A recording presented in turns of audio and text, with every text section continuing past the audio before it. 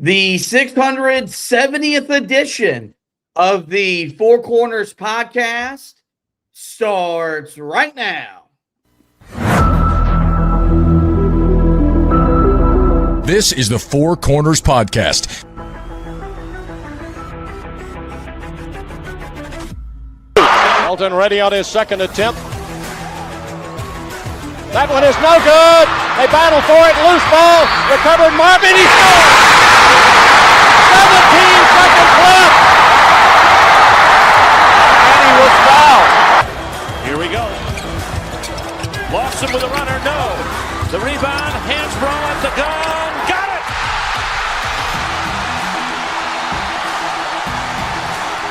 They were 4 for 24. Hansbrough on a switch on Paulus. A deep three. And Green rips down the rebound in traffic. 4-on-1. What a great job. What a terrific job in transition. I mean, you couldn't plan that any better as a coach. Tipped away by Johnson. It's loose. Page. Johnson.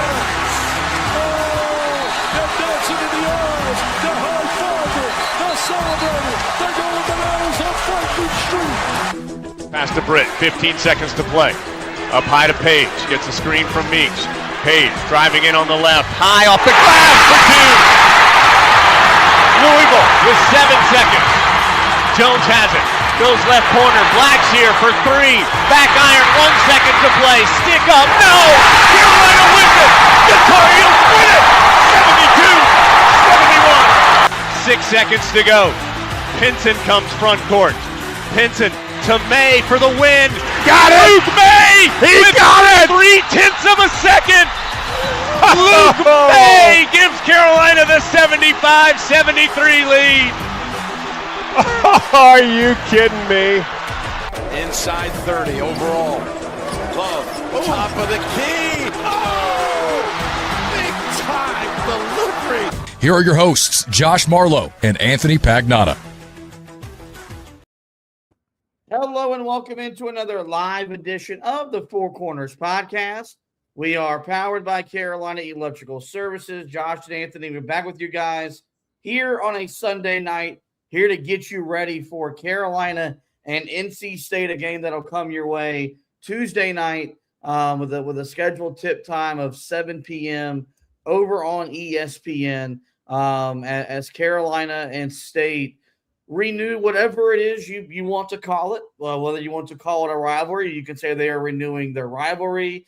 If you want to say they're renewing their long-standing matchup, you can say that as well. But regardless of the fact, these two teams will tangle on Tuesday night in a pretty big game for both teams down in Raleigh, both looking to get a quad one win. And we're here to talk about it on a Sunday night. We'll do everything that we always do whenever we preview an edition of the show. We'll set the scene. We'll tell you everything you need to know about NC State. We have our discussion topic, keys to the game, and so much more. But we start every edition of the pod, as we always do, with the pod thought of the day. And, this is – I don't know if it's something that it's officially done. I guess it's just something unofficially done within Carolina fans. But you know that at the end of the fight song, we chant, "Go to hell, Duke."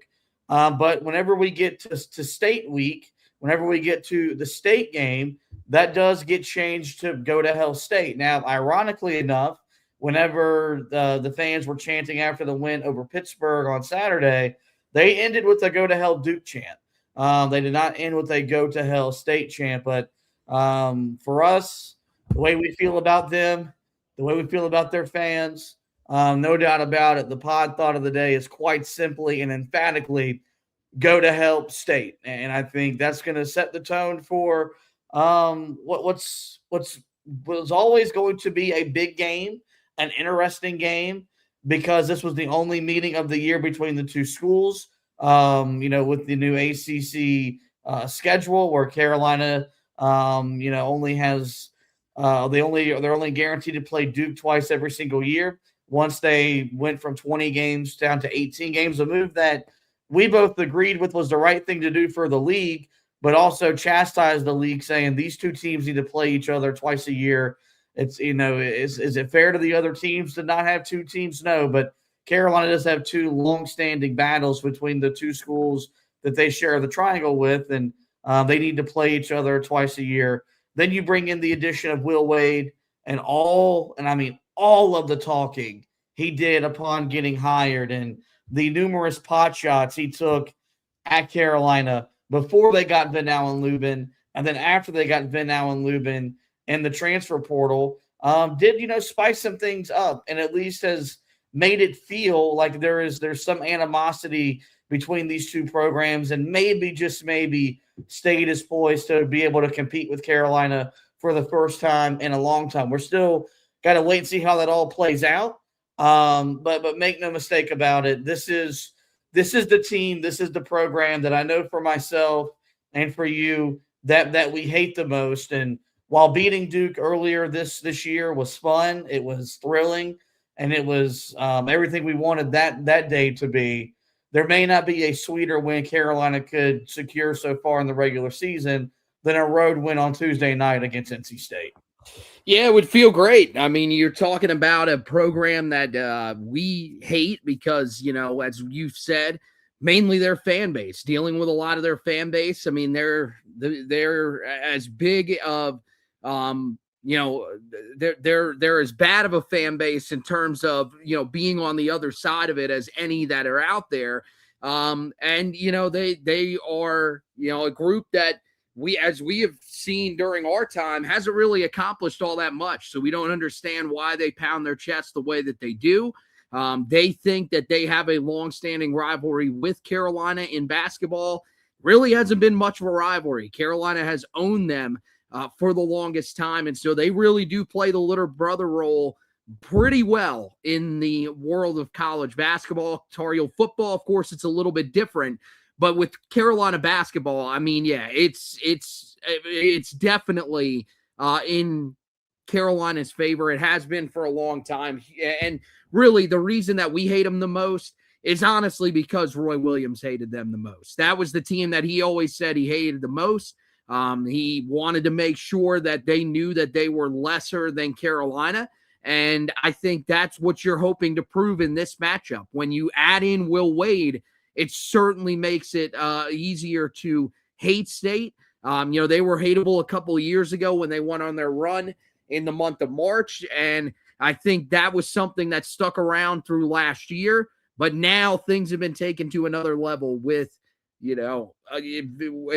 multiple moments where Will Wade has taken shots at Carolina, where Will Wade has taken shots at Hubert Davis. Even though Hubert Davis is far more accomplished than he is in his coaching career.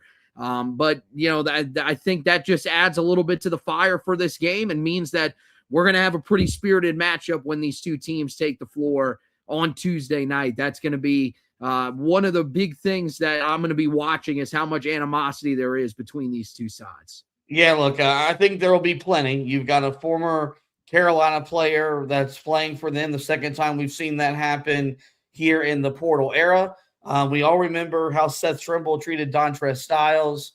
I think there will kind of be that same. There's no love lost between these two programs. I think you'll see that in a big way on Tuesday. And I think there'll be a bigger sense of urgency for both teams to get a win because they know that unless they meet in the ACC tournament, this is the only matchup they'll have in the regular season. You set the scene for the matchup with the Wolfpack. Carolina has owned this rivalry, has owned this series for the majority of my lifetime. Carolina's 168-81 all time against the Wolfpack. Their 168 wins are the most by or against a single opponent in the history of Carolina basketball. They've won 40 of the last 47.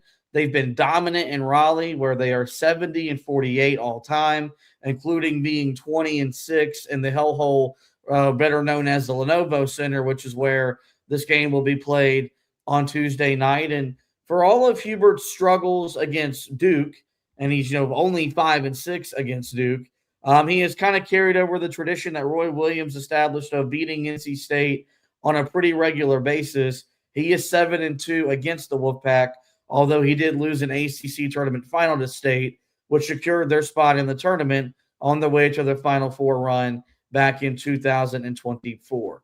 You look at this version of NC State, and they're a quality basketball team. They're solid. I don't know if I can say that they're good considering how inconsistent they have been, but there's no denying that when they play to their talent, they are a NCAA tournament team and a team that could maybe advance one round in this year's bracket. They are 18-8 overall. They are 9-4 in the league, so a massive game between these two in terms of the ACC regular season standings. At home, though, State has been vulnerable. They are just 10-4, and they've lost at home to Kansas, which Carolina did not do. They lost to Virginia, which Carolina won at. They lost to Georgia Tech, which Carolina won at. And they lost at home to Miami. The Miami now has wins over both NC State and Carolina. They are 3-5 in quad one games so far this season. They do have 5 players that average double figures in scoring, led by Darion Williams, the Texas Tech transfer, and his 14.2 points per game, 5.2 rebounds, 3 assists. He is shooting 42% from the field, 40% from three. Quadir Copeland has emerged as maybe their best player and their most important player. He averages 13.8 points, 3.5 rebounds, 6.8 assists, and he is shooting 51% from the field, 42% from three. And the North Carolina transfer, Vin Allen Lubin, third on the team in scoring, 13.7 points, 7.1 rebounds, 1 assist. He is shooting 68% from the field, 27% from three. Paul McNeil Jr., their fourth leading scorer, 13.6 points, 3.6 rebounds, 0.9 assists. He is shooting 43% from the field, 44% from three. And then Trey Holloman, the Michigan State transfer. You might remember Carolina had interest in him back in the portal last offseason. He's averaging 10 points per game, 1.8 rebounds, 2.2 assists. He is shooting 43% from the field and 41% from three. The Wolfpack rank inside the top 5 in points per game scored and field goal percentage. They are 9th overall in three-point percentage in the country. They shoot 39% as a team from behind the three-point line. They're pretty solid in KenPom. They're 31st overall. They've got the number 21 offense, averaging 122.7 points per 100 possessions. Their adjusted defensive rating of 101.7 is 47th, and they are 29th in the net entering this game. They're coming off a loss at home on Saturday against Miami, where they led by 7 with about 2 minutes to go, but Miami finished the game on an 8-0 run. But make no mistake about it, this game is their Super Bowl. This game is the one that they want to win more than any game on their regular season schedule. This will be Will Wade's first Carolina game, so he'll want to send a message to Wolfpack fans that it's going to be different going against Carolina moving forward. I say all of that to say that you're going to get as motivated an NC State team we've seen so far this season. They'll be looking to bounce back from the disappointing loss to Miami on Saturday. Yeah, probably the worst thing that could have happened for Carolina in that respect was, this is going to be a team that was going to come in motivated regardless, but now you would imagine there'll be a little more motivation because of that. And I'll be interested to see, is that something that carries over into the game early on? Is there, is Carolina able to show that same level of motivation coming out of the gate? Because this is a really good basketball team in certain areas. When you look at them offensively, they are as good of a basketball team as you'll find in the ACC when it comes to scoring the basketball at 85 points a game, which is 25th in the country overall. And then, as you talked about, their 3-point shooting percentage, 9th in the nation. And shooting 39% from beyond the arc is certainly not nothing. That is something that Carolina is going to have to be very aware of going into this game. They're not a team that really is much of a threat inside the arc. They have a decent shooting percentage at 54.5, but they're really going to attack Carolina from the outside. And that's something that we've seen. Carolina has been very vulnerable in those areas this season. Maybe the one thing that, could be a blessing in disguise is that you do have Jaron Stevenson, who's guarded on the perimeter for you this year. He'll be playing that 4 spot. So when they switch certain stuff, him being on the perimeter might be a little more advantageous to you than having either Caleb Wilson or Henry Vassar out there on the perimeter with some of the issues that they've had at times this year, allowing 3-point shooters to get free and knock down shots. But I do think that this is still, one of those games that you would love to have Caleb Wilson on the other end of the floor, because you look at State defensively and there's some areas of weakness. 74.4 points a game. That's just 201st in the country. They are a team that allows a lot of 3-pointers on the other end as well, 9 per game, which is 320th in the country. Opponents shoot 34.7% against them from beyond the arc. That's 250th in the country. So there are some areas that you can attack this group, and they are a team that puts other teams on the foul line a pretty decent amount. 24.1 free throw attempts per game allowed to their opponents. That's 255th in the country. So hopefully, for Carolina, they're able to attack and get to the foul line as often as possible. Hopefully that perimeter shooting is there for Carolina to be able to sort of counteract what you're going to get on the other side against this NC State team. But this is about, what you would expect from this NC State group, considering that they have been up and down throughout the entire year. They've had moments where they've looked really good, and you thought this was a team that if things were to click just right, they can make a deep run in the month of March. But there's been other moments where you wonder, if they're going to be one and done in the month of March because of the fact that they've lost games like Georgia Tech, and then the way that they lose the other day to Miami. It's not that they lost, it's how they lost that game. So, it'll be an interesting matchup. We've questioned throughout the season when we've talked about them on WFNZ. Do they have a number one scoring guy, even though they have a bunch of guys that can really score it? Do they have that true number one? Darian Williams will be the guy that, we'll look to in this game to try to take away. That should be a very interesting matchup between him and Jaron Stevenson the entire night. Hopefully Jaron Stevenson can win that matchup. And if he can, then I think Carolina has a really good chance to win this game. You look at this game from Carolina's perspective, the Heels bring with them a 20-5 record overall. They are 8-4 in the league. As of recording here on a Sunday night, they are the 11th ranked team in the country. Will be interesting to see what happens to them in the AP poll after going 1-1 last week, but losing to a Miami team that should be ranked inside the top 25 come Monday afternoon. Away from Chapel Hill has been a struggle. Carolina just 3-4 in true road games this year. They are 5-5, though, in quad one, and this game does register as a quad one game for both Carolina and for NC State. The Heels currently have 2 active players that are averaging double figures. We'll start with Henry Vassar, 16.4 points per game, 9 rebounds, 2 assists. He is shooting 62% from the field, 45% from 3.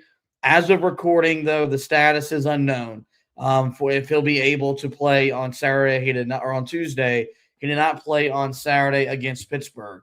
Look, and we debated, do we wait until Monday at 8 o'clock to record and preview this game? We chose not to.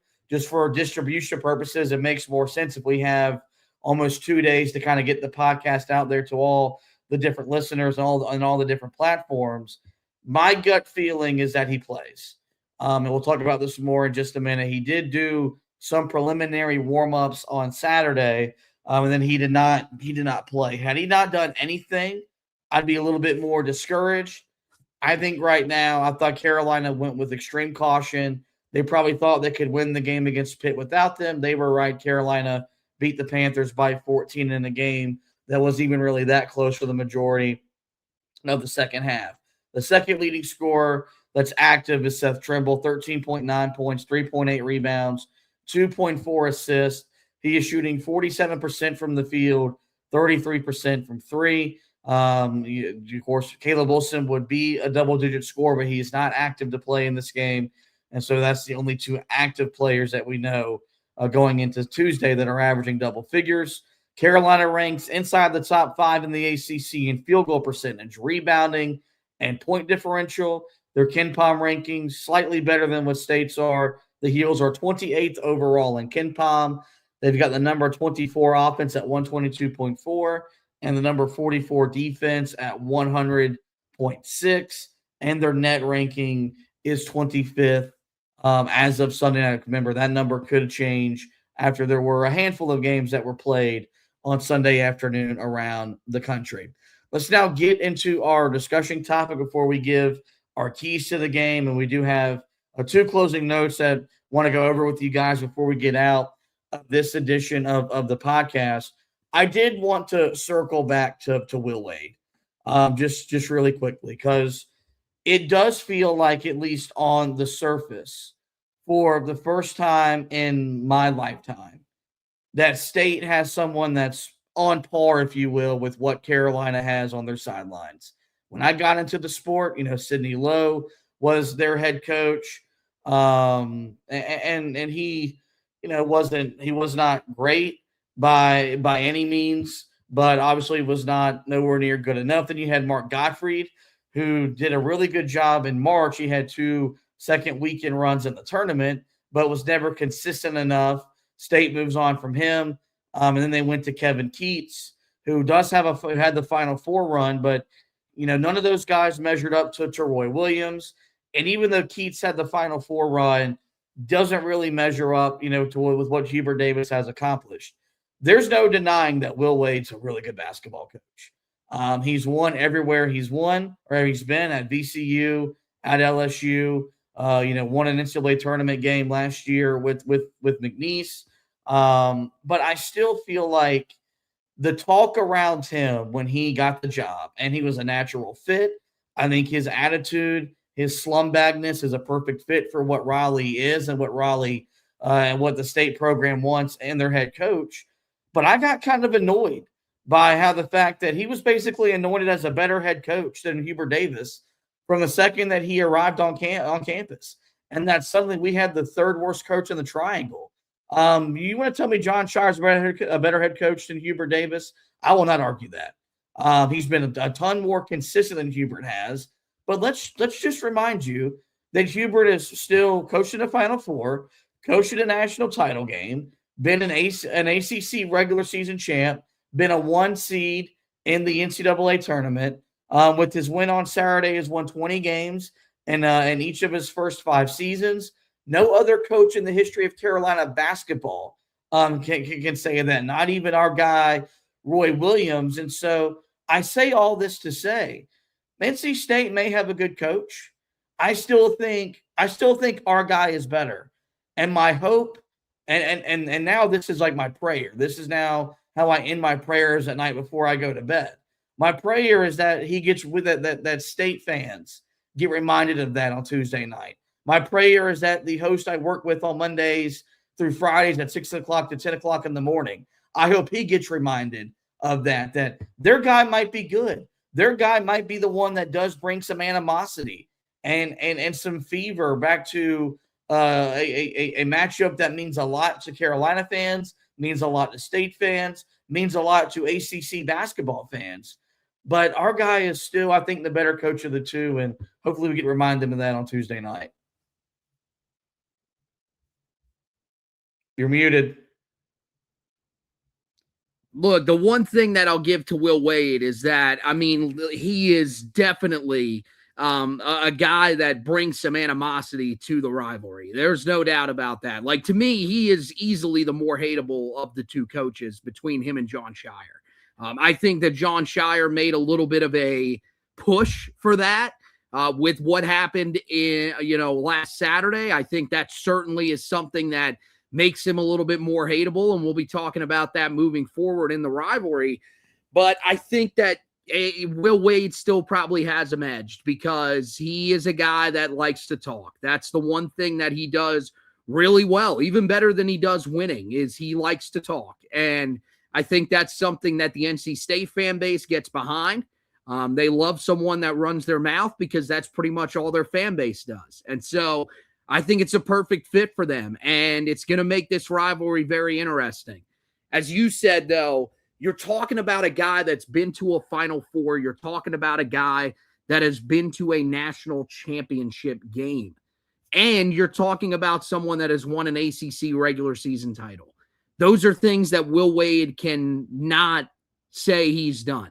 I mean, look, he did some really good things at LSU. There's no denying that. But at the same time, I mean, he is still a guy that, has not won a conference title. He has not been to the Final Four, and he has not been to a national championship game. And so because of that, I don't really see how they're comparable coming into this matchup. I think Will Wade, is it possible that he could pass Hubert Davis at some point in his career? Yeah. I mean, it's possible that he could pass John Shire if we're saying something like that. I mean, anything is possible. But as we sit here right now, that certainly is not the case. Hubert Davis is the better coach out of the two. And I'm with you, man. I can't wait for this game. Hopefully this is one where Hubert reminds everybody that he is the better coach of the two of these guys. That yes, even though there might be some things that Will Wade does well, this is still, and Hubert Davis gets a lot of criticism for what he ultimately does. He's still the guy that's the better coach in this scenario. I'd love to walk out of that game on Tuesday night, or walk away from that game on Tuesday night and think to myself, this was one of those moments where Hubert was really able to put a stamp on, anybody that was needing, this game to give him approval. And so I would really like to see that be the case. I think it certainly is possible for Carolina. But I still think even if it's a close game, there are going to be people that are going to want to say that Will Wade is better. So there's only one thing to do, Hubert. Let's go out there and kick this team's ass. Let's move on to the second thing I want to talk about the most, and that's the availability of Henry Vassar. Our buddy Greg Ward sends in a comment here on Facebook. Who's your starting lineup if Henry is good to go? I want Dixon, Trimble, Powell, or Jaden Young, Stevenson, and Vassar. And I think that's going to be the real big question here is if you get Henry back, and I think Vassar will – I think he will at least attempt to play and see what he can do, what he's capable of doing. But if he does come back, what does the lineup look like? You saw a lineup on Saturday that was Dixon, Luka, Trimble, High, and Stevenson. So Carolina pretty much just played some of the way they played in the middle portion of the season, where you had your two bigs, you had Luka at the 3, and you had your two guards. The only difference was your two bigs were your reserve bigs. I think that if Henry can play, I think Zayden High moves to the bench, back to where he's been all but for one game this year. I think your backcourt is Dixon and Trimble, and part of me thinks that they still leave Luka Bogovac in that starting lineup. Yep. And it would be kind of hard to want to take him out of the starting lineup after how good he played on Saturday. I'm here to tell you I would much rather see Luka coming off the bench. I would still rather see my guy Jaden Young on the floor to start the game, or my guy Jonathan Powell, who needs to play more than 15 minutes, especially in a game like this where I think his toughness and his grittiness is going to be necessary on the road in the most hostile environment Carolina has played at so far this season. So what are you in agreement with me, or would you rather like to see Luka Bogovac stay in the starting lineup, assuming we get Big Henry back after missing the Pitt game? Not for this game. I think if it was a different matchup, maybe you still want to see him in the starting lineup. But because you're going up against a team that shoots so well from the perimeter, it's going to be a team that's really going to be guard focused in this game.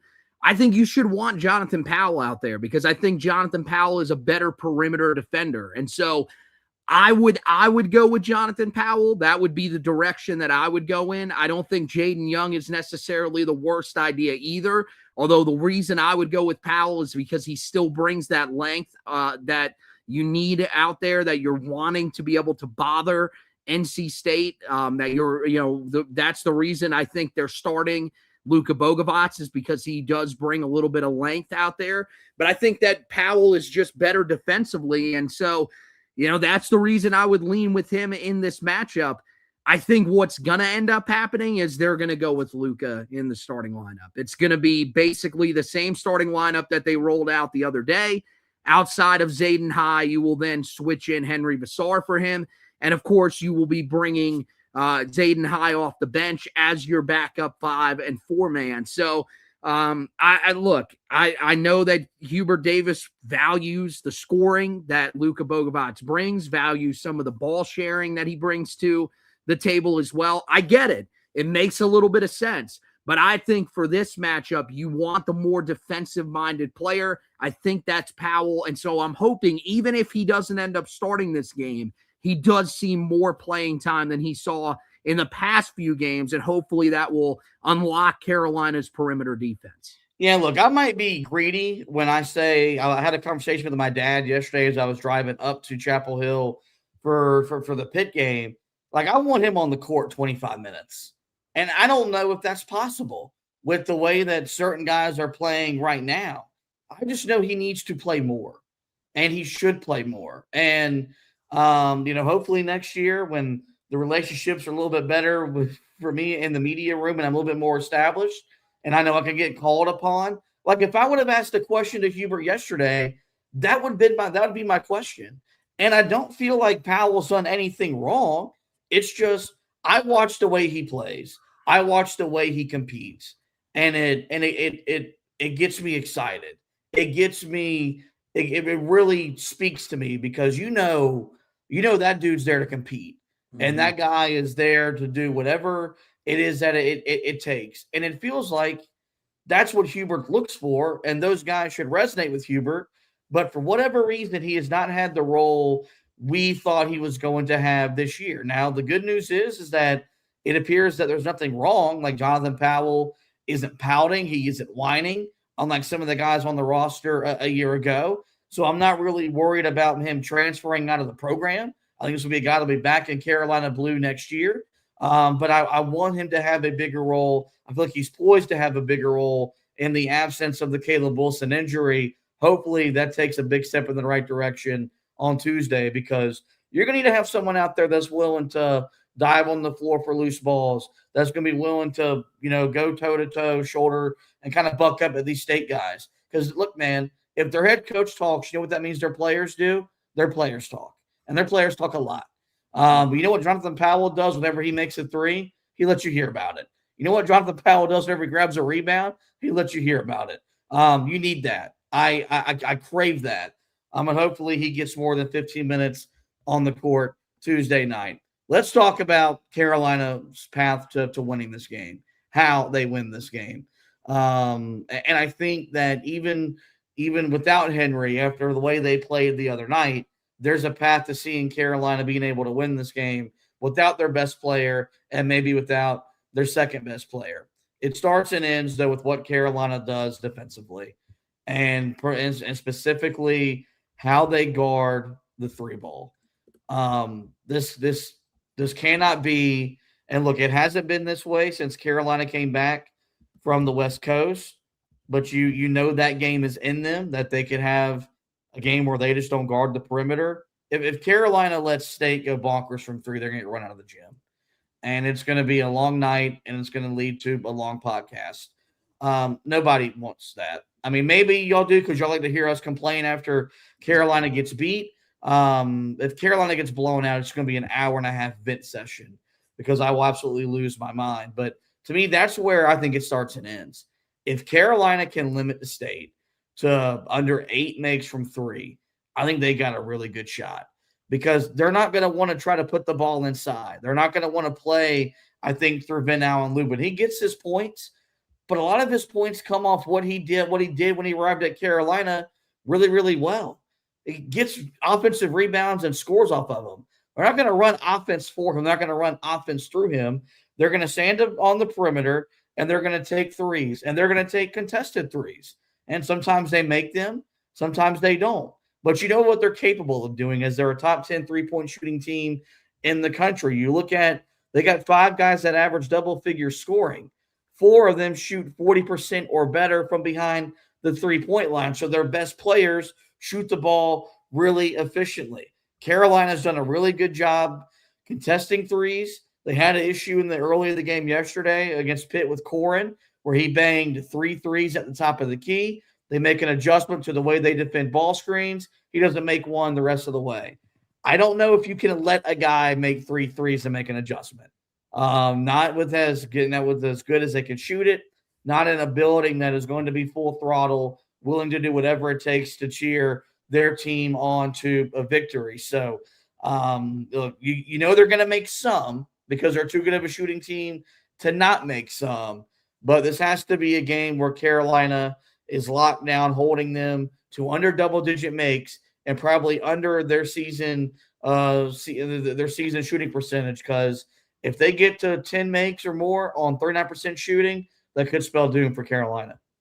Yeah, that's dangerous. I mean, when you get up into those double-digit numbers, I mean, that's been an area that's really hurt Carolina this year. The only game that they won where they allowed double-digit threes like that, they did allow double-digit threes to Wake Forest. So, yeah, it's 2 games. That game and Florida State. Outside of that, when Carolina's allowed double-digit threes, that's been what has been, those games where Carolina has struggled defensively, where they've either let up a ton of points or not been in the game. And so you want to avoid that type of situation in this game. This is why I want to see more of Jonathan Powell. I just think he's a guy that defends at a high level on the perimeter, and that's an area where he's really shined.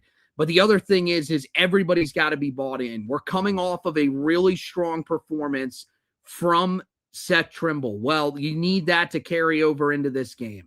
This has to be another one of his best games. And one of the other things that I'd like to see, I know they're a team that switches just about everything, and they like that because of the length, because of the athleticism that they have in the guys on the perimeter. I talked about earlier how, with Jaren Stevenson in the lineup, that might actually help you a little bit defensively on that end of the floor, because there might be he might be a little bit better in terms of closing out on guys in some of those switch situations. He might also just be better staying in front of guys in some of those switch situations. I think while that is true, you don't want to necessarily switch everything. You need to be able to fight through some of these screens and really be able to keep some of these guards on these guards and keep some of those ideal matchups out there for Carolina in this game. So I want to see them fighting through some of that screen action.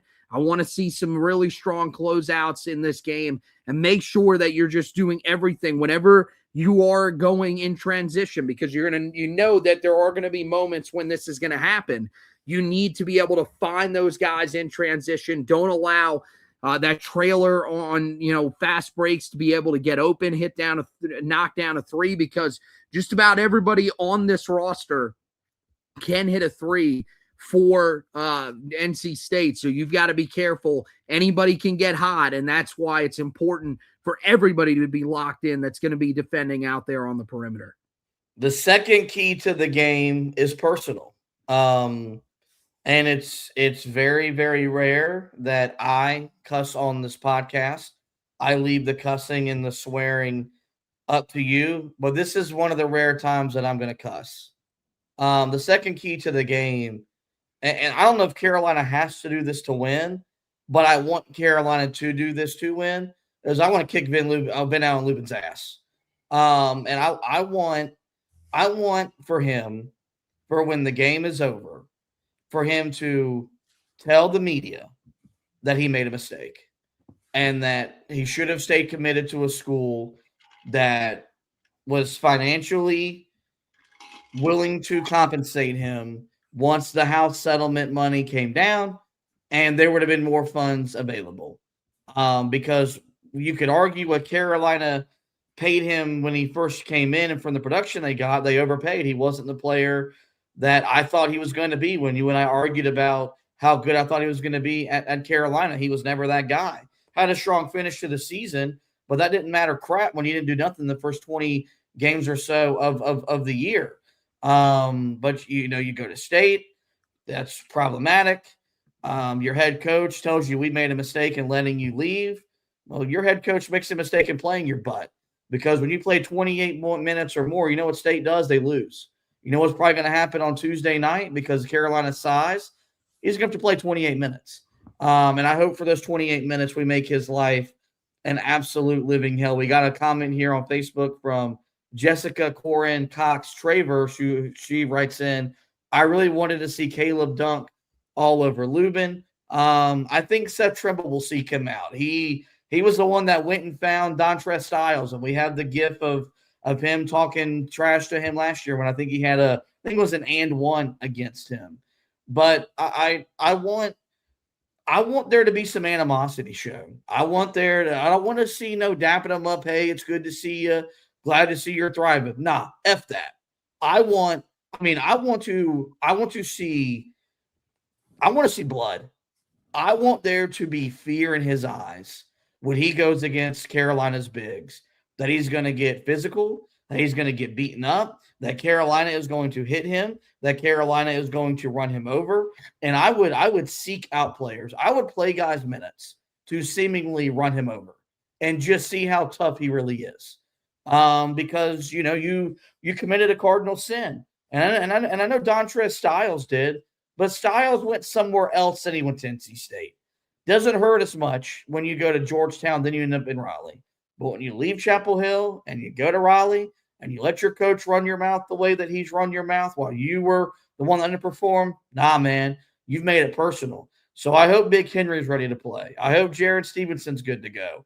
This is where Zayden High being a nutcase sometimes, this might come in handy. Because if he scores on that fool, he is going to be the one running his mouth, talking to them. Like I said, I don't know if Carolina has to do this to win the game, but I'm telling you as a Carolina fan, this is what I'm seeking out. I want Ben Allen Lubin to have a night he wants to forget because Carolina just seemingly whoops his butt. Well, I think it's also important that Carolina does this because if you take him out of the game, well, then you don't have to worry about one area that they really look to for scoring. I mean, we've talked about, we do it every time when we preview these games. We talk about the leading scorers for the opposing team. I mean, Ben Allen Lubin is the third leading scorer on this team, and he's really not that far off from being the team's leading scorer. He's also the team's leading rebounder. So if you can take him away from this game and really limit his effectiveness, well, then you found something if you're Carolina, and that's going to probably lead to a lot of success. I think this is one of those games where, you just have to understand that this is become part of the rivalry. And this is something that, I think you're right. It's basically a cardinal sin for you to leave Carolina and go straight to NC State. Here's the other thing. Let's be honest about Dontrez Styles. He was never any good. So it didn't really matter whether or not he played well or we knew he wasn't going to play well because he wasn't a good player. Carolina didn't want him back. They wanted him gone. And so with Vin Allen Lubin, it's different. Carolina wanted Vin Allen Lubin back. Vin Allen Lubin said, no, I'm good. And so Carolina, it should be personal for some of these guys on this roster. He was the one that said he wanted out. And so let's prove to him that he shouldn't have wanted out, that he's going to be in for a game where he's getting beat down on the inside. Henry Vassar, this is one of those games where you've got to be the guy taking the fight to him. This can't be one of those games where you're getting pushed around physically. This is one of your games where you got to show up. You did it earlier in the season against Flory Badunga and Kansas. That was a very physical team that you played. You handled that no problem. Well, this one, let's tell you why this is personal to us. And I think you'll see that from Big Henry. He's going to be motivated, especially coming off of, being out against Pitt, to prove why he is such a valuable asset for Carolina here, especially without Caleb Wilson. I think he'll be out to prove something to himself. And then, as you said, this is one of those moments where having a guy like Zayden High, who's not going to be afraid to talk trash after he makes a shot, I think is going to come in handy. I wouldn't mind if there are a couple of moments where guys get in Ben Allen Lubin's face after a couple of plays. It's not saying we want to see anything extend towards fighting or anything like that where guys are getting kicked off the court, but just letting them know that they're there, letting them know that, the team that he's facing. I think that would be pretty amazing. And I'm with some of the people in the comments section saying that Seth could get him, maybe Henry could get him. I would love to see one of those moments where Van Allen Lubin goes up to contest a shot and gets one slammed down on him. That would be outstanding. But yeah, I think that's one of the things that you got to be able to do no matter who's out there for NC State down low, is you've got to take the fight to them down low. This should be a game where Carolina controls that area, because we know that the area that NC State's going to look to control is going to be on that perimeter. So counteract them by controlling the game down low. Last key to the game, very simple, always important in their building. You gotta limit the live ball turnovers. You cannot give runouts that lead to layups, dunks, transition threes. When it does, that place goes to a different level. That place gets as close to Reynolds Coliseum as it was back in the 80s when, in the 90s when State was good, competitive, and actually, tried to compete with Carolina and Duke on the national team. Of course, they did so with Jim Valvano, who won a title in 1983. But, this has just been the thing for Carolina. When Carolina protects the ball, first off, their offensive efficiency goes to a different level. When they don't, look at what happened against Miami. They got how many points in transition off of turnovers? Look at some other games where Carolina just doesn't take care of the ball. Virginia, they had 3 early turnovers. That set the tone into the first half where they go on to trail by 16. There's just always been a common theme. It feels like, especially under Hubert Davis, because they don't play the amount of possessions that they played under Roy Williams. Like I've always said, you average 10 to 12 turnovers under Roy Williams, I'll live with that, because the amount of possessions you're playing, it's not going to matter as much. Well, we've kind of noted this year that Carolina doesn't play as fast as they did under Roy. They want to, but for whatever reason, they don't. So those turnovers become a lot more impactful, because that means you have an empty possessions when you don't have quite as many as maybe you want to have or you're used to having. So it's going to be really important where, like, you need Derek Dixon to shoot the ball well. You need Seth Trimble to shoot the ball well. You need those guys to take care of the ball. You need turnovers to not be an issue. You're going to turn it over a few, but this needs to be a 6 to 8 turnover game, not a double-digit turnover game, because that gets NC State going. Because they want to press and they want to extend the pressure, but that gets that arena going, that gets that building going, and it can lead to game-changing runs. Hopefully, something we don't have to endure. So the last key, and this might be just as impactful as the 3-point defense, is quite simply not to commit live ball turnovers. Yeah, team that averages 13.5 turnovers forced per game, which is 74th in the country. The other reason why it's important is they only turn the ball over 9.7 times per game, which is 23rd best in the country. So they do a great job of hanging on to it. They do a great job of forcing turnovers. And we've seen one thing that's really hurt Carolina this year is these live ball turnovers, what we call it, and because of what Hubert Davis calls it, the pick 6 turnovers, the ones that turn into just easy buckets. Go back, watch the game against Miami. You'll see, especially early on in the game, Carolina with some of those moments, and it really set a tone for that game. Don't let that happen in this game. Make sure you're holding on to the ball. And this is key for, everybody on the floor, but especially the point guards. We saw Derek Dixon did a really good job of holding on to the ball in the game on Saturday against Pittsburgh. That needs to carry over into this game. Kyan Evans did the same thing when he was on the floor. Need him to be really strong with the basketball as well. But you also need those bigs on the inside to handle that basketball well when they are going up with the ball. So limit those live ball turnovers, and you've got yourself a really good opportunity in this game against NC State to be able to come out with the win, especially if you can do what you've been doing here recently, which is forcing a few more turnovers off of opponents than they come in with. I think that would be a really good thing to see from Carolina in this game as well, if they could create a few more turnovers off of NC State and really get that pace going on their end. All right, Carolina enters the game with just a 36.7% chance to win it. That's according to ESPN's analytics. Of course, we know Carolina will be without Caleb Wilson. We'll find out tomorrow night, 8 p.m., if they will be without Henry Vassar. You'd have to imagine that if Carolina has the big man from Estonia, this number changes in a pretty drastic measure. The DraftKings line has not been made available. You have to imagine that Carolina will arrive in Raleigh as at least, a 2 or 3 point underdog against the Wolfpack. I'll let you go first. Who wins the game and why? I think Carolina wins the game. I mean, look, I'm never going to pick NC State to begin with, but I really do think Carolina wins this one. I think with Henry Vassar back, I think there's going to be a lot of motivation from him to put on a strong game. This is probably one of those games that he's been talked about or told about in the locker room for the entire season.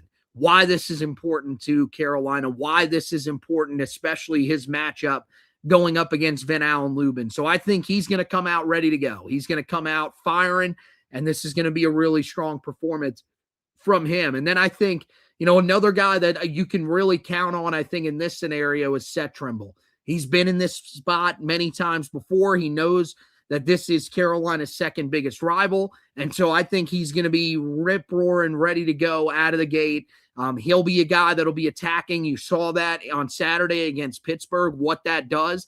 Again, this is a team that in NC State that puts guys on the line pretty often. I think Seth will be able to get there at a pretty high clip, and I think that'll lead to a lot of success for Carolina. I think they get enough from the other guys as well. I think Jaron Stevenson, he's going to know how important this rivalry is, being from a Carolina family, being from Chapel Hill. He's going to know this is an important rivalry. I think he'll be locked in, ready to go for this one. And same thing with Luka Bogovac. I think you've seen him, for the most part, be pretty consistent here as of lately with putting up, double-digit points for Carolina, whether it's been off the bench or in the starting lineup.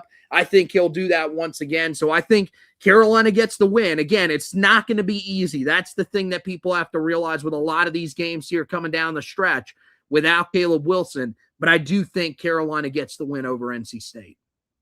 Yeah, look, we talked about it when we recapped the win over Pittsburgh, that the way Carolina played without Wilson and without Big Henry should change your belief in what this team is capable of doing. Is this a game that Carolina should win without their best player? The answer might be no. You're on the road against a team that's going to the tournament in a quad one matchup. But you prove that you have other guys that can step up and make plays and impact winning in a larger way than maybe you thought possible before Saturday afternoon. You get Big Henry back. I think then that's where you think, no, you probably can and should win this game. And I think Carolina does. I think Carolina emotionally is at a mature level that I don't even know if NC State is at. I think Carolina will be prepared for what will come their way. I think this is where Seth Trimble's leadership really shows up. It is really an invaluable piece of what Carolina wants to do. This game doesn't carry the same legacy weight as the Duke game. But what happens is if you lose this game, then you get talked about it in a way that you don't want to be talked about. Oh, you were on the team that lost to State? Man, I can't believe y'all actually lost to the Wolfpack, because we're so used to sweeping them. It's not going to be easy. It's going to be physical. It's going to be highly confrontational. I do think this will be a game where you could see some scuffles on the verge of happening, because the way State's going to play, and their head coach is going to mouth. And how Carolina responds to it, that's going to be impactful. Carolina's got to take the fight to them. I want to come out and draw first blood. I want to punch them in the mouth first and see how they respond, see if they're tough enough to get back up. But when it's all said and done, I think Carolina's size on the interior is the biggest difference. And I think Carolina makes just enough plays to get a win on the road in close fashion and dramatic fashion. But I do expect the win over NC State. I do expect that success to continue on Tuesday night in Raleigh. Again, that tip is set for 7 p.m. over on ESPN. Before we do get out of this edition of the podcast, though, 2 quick closing notes. We got a news item that got dropped earlier this evening that will have coverage for you both on the podcast, on the website. But we will get the announcement of Dylan Mingo the 2026 five-star point guard that Carolina has been after for quite some time. It does feel like now his recruitment is back in Carolina's favor. We honestly do not know. When he was crystal balled about a month ago, it felt like he was going to Baylor. And then he delayed his announcement. Carolina since then has got a pretty big win over Duke. And a lot of the industry intel would suggest that he's coming to Chapel Hill, will play for Hubert Davis in Carolina next season. But it's still kind of up in the air. You probably will not know officially until he picks up whatever hat, T-shirt, whatever it is that he'll use to announce. But that decision will happen on Tuesday. Again, we'll have coverage both here on the podcast as well as the website. And we did just want to kind of extend our congratulations to Michael Jordan. If you don't know by now, he's a pretty big deal in the NASCAR community. He owns 2311 Racing, and one of his cars, Tyler Reddick of the 45 machine, went to victory lane today, winning the Great American Race, winning the Daytona 500. So he's now done something that even LeBron James hasn't done, which is win 6 NBA titles and being the owner of a NASCAR team that wins the Daytona 500. It comes at heartbreak expense of me. I'm a Chase Elliott fan. My guy was leading going into the final turn of the race. Ultimately does not cross the finish line in first place, but was still a pretty cool moment to see Michael Jordan and just see how excited he was, because that's where his competitive juices are now. This NBA All-Star weekend, and this man's at a racetrack. And not because he has to be, because he wants to be. So congratulations to MJ. Hopefully he has many, many more moments like that coming his way during his tenure as a NASCAR Cup owner. With that, that's going to wrap up, though, this edition of the podcast. In the meantime, we would direct you guys to the website, HeelToughBlog.com. We'll have you covered with the state game on Tuesday, as well as the Dylan Mingo announcement on Tuesday, as well as we continue to take you through what's been a pretty fun basketball season for the most part so far this season. We're 4 Sundays away from Selection Sunday, so we're getting closer and closer to March. And you know how we do March here. It's what we work all year for. And it feels like Carolina's going to be in position to have a pretty fun run in the NCAA tournament. So be on the lookout for all that. Anthony has you covered with some Carolina football news. And we've got some news that have come down here recently. Last week, you had 2 freshman signees not enroll within the university. And then today, Carolina added another quarterback to the quarterback room. Taron Dickens, the West Carolina transfer quarterback who had a phenomenal career at the FCS level, did enroll did commit to Carolina. That coverage was on the website as well, HeelToughBlog.com. As for the podcast, you guys know where to find us. Every major podcasting platform. Just search the Four Corners Podcast and will pop up. There, we encourage you guys to rate, review, and subscribe. That way you don't miss any audio editions of the show. If you're a video consumer, best way to keep up with us, like and follow the Facebook page at Heel Tough Blog. Subscribe to the YouTube channel at Heel Tough Blog, or follow us both on Twitter, HTB_Josh, HTB Anthony. Both streams on both of our accounts. When we go live, you will be notified. So that's the best way to keep up with us if you're a video consumer. With that, folks, it is going to wrap up this edition of the show. I do want to thank Anthony once again for hosting with me. We want to thank you guys for both watching and listening. And as always, go Tar Heels and go to Hell State.